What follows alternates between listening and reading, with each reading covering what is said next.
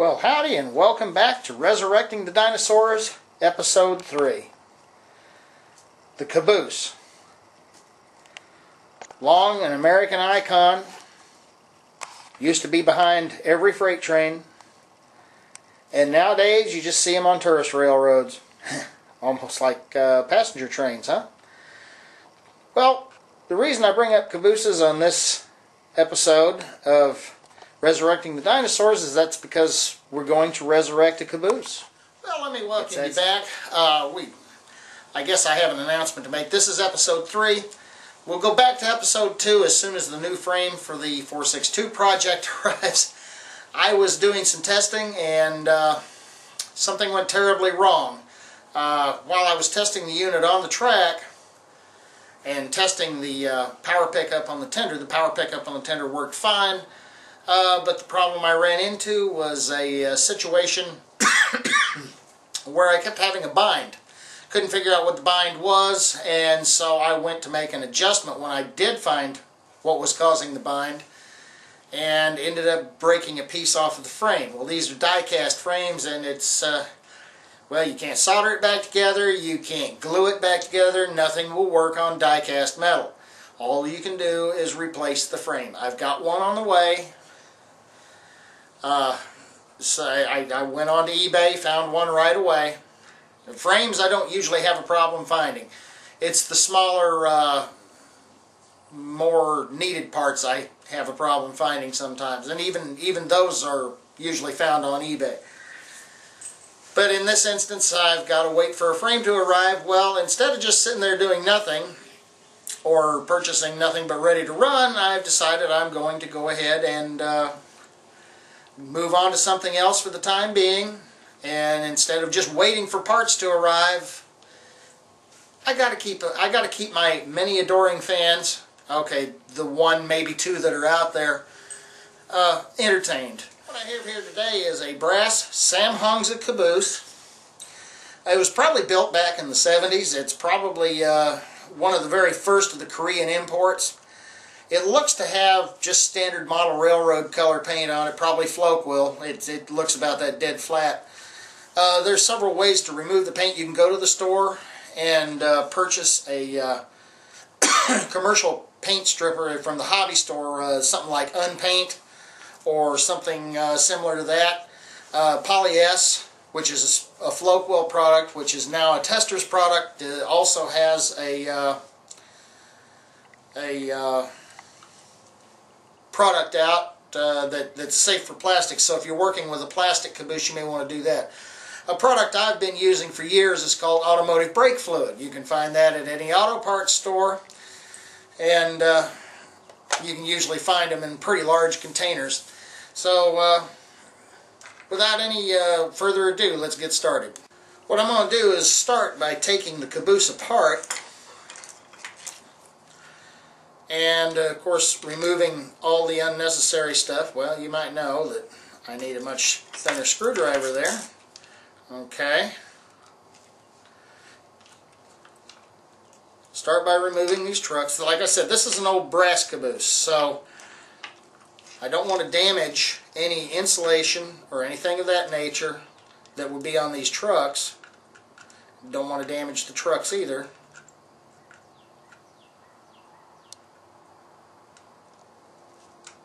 There we go. Most of these are put together with screws.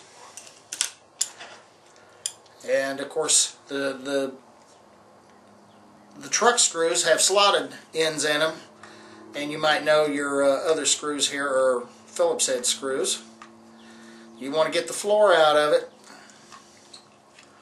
because you know, being a brass model and all, you'd want to protect the integrity of the what's left of the paint on the floor. I don't know whether this was a factory painted job or not.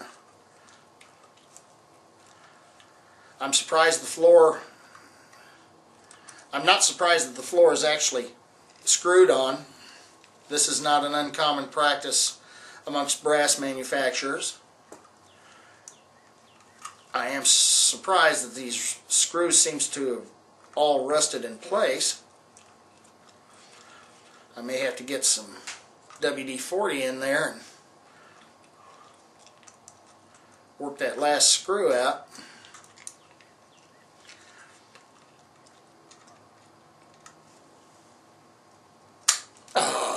Well,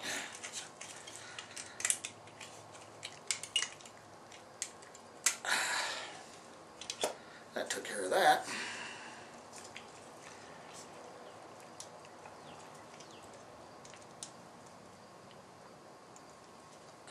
Might have to solder that all back together now. That's the end of the car that was damaged, I believe. No, it was the other end. Yeah, it was the end that was damaged. Not an impossible task. You just use a soldering iron, just like you would with any other soldering job. A lot of people are of the impression that soldered brass models are done up using high-dollar, high-grade torches. That's not necessarily true. And yes, that was not the damaged end either. Not a hard fix. It'll fix right up. This caboose has a ladder missing.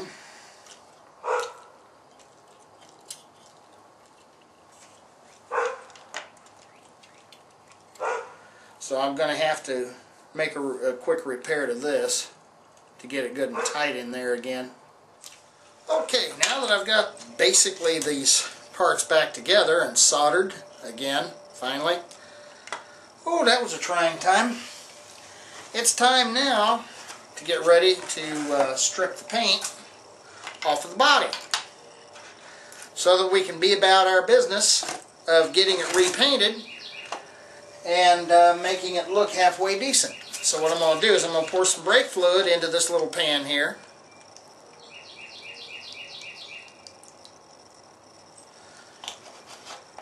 Brake fluid usually works pretty well on, and like I said, this looks like it's just straight model paint.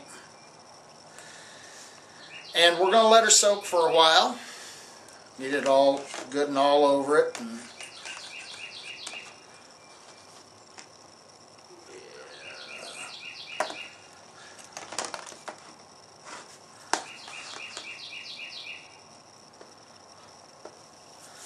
And that ought to, we'll know in about a few hours. I'll know in a few hours. You will know in just a few minutes. As you can see, it's getting closer and closer with each stroke. It's dry out process. It's, you know, what you make it, I guess. This brings us to the end of episode 3.1. So until I come back with episode 3.2, happy railroading.